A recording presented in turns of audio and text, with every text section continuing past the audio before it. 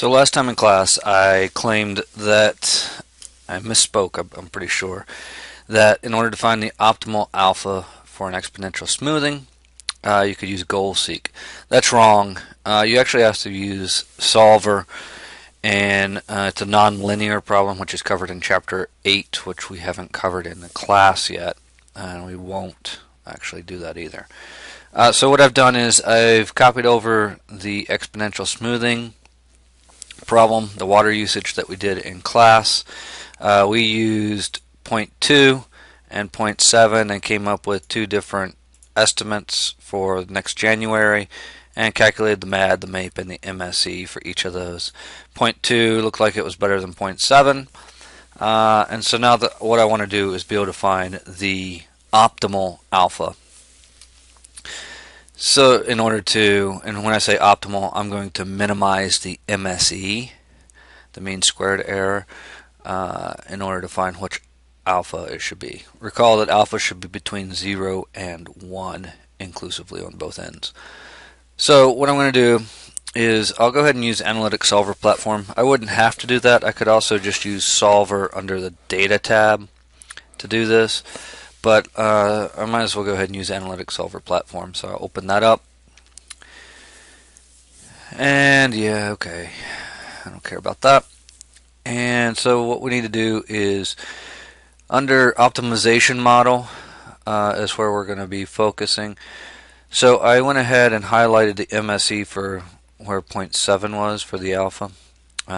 So that is N17. And then I'll click on objective on the drop down and say minimize, and it's a normal objective. And we notice over here under optimization it tells me that I am now minimizing cell N17. Then I want to put in a decision variable. The thing I'm deciding is the thing I'm changing, which is alpha. So I click on J1, go up to decisions and do normal. And now we see under variables over here, J1 is a normal variable. Now constraints. I might as well go ahead and add the constraints. I don't think I need them for this problem because the constraints for this nonlinear problem actually figure out themselves based on these formulas that we put in. So that's actually what's restricting us. So I think it'll stay between 0 and 1 if I just solve it now. But let's go ahead and add them anyway. So I'm going to go ahead and click on constraints. It's a variable type bound is what I want to do. And I want to say that J1 is greater than or equal to 0. And I'll go ahead and put a comment as lower bound on alpha. Click OK.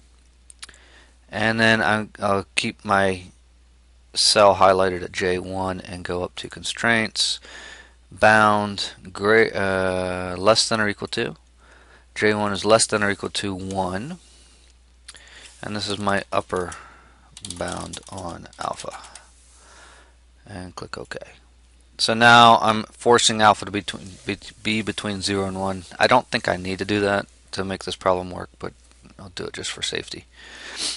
Then all I need to do is click the solve button. So I can go optimize solve complete problem is one way to do it.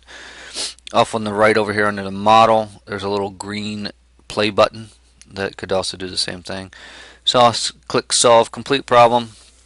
And there's a guided mode, so we'll do guidance. After a while you'll probably won't be needing to do that, but for us let's see what happens. So I click continue.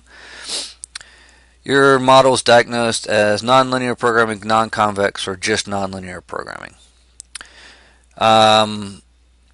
So what this means with appropriate solver, blah blah blah, it can automatically choose. Oh, what I didn't do, I'm going to do stop solving for a second. Over under engine, I unchecked automatically select engine and I chose standard LSGRG nonlinear engine because this is a nonlinear problem. So I unchecked automatically select. and then I'm saying use this engine. So then let's go ahead and go back to optimize solve complete problem. Continue. Yes, we know it's a nonlinear problem. Next step, they found a solution. Since it's not linear or convex quadratic, it's locally optimal. It may be globally optimal. For our purposes, it probably is globally optimal. So let's click OK. And we see that the optimal alpha is 0.286122906 ... And we see that the MAPE was minimized to 6.79, which is relatively close to the MSE that we had for 0.2, which shouldn't surprise us since the optimal alpha is close to the 0.2 that we had guessed before. So that's how you can find the optimal alpha in exponential smoothing using the analytical solver platform for education.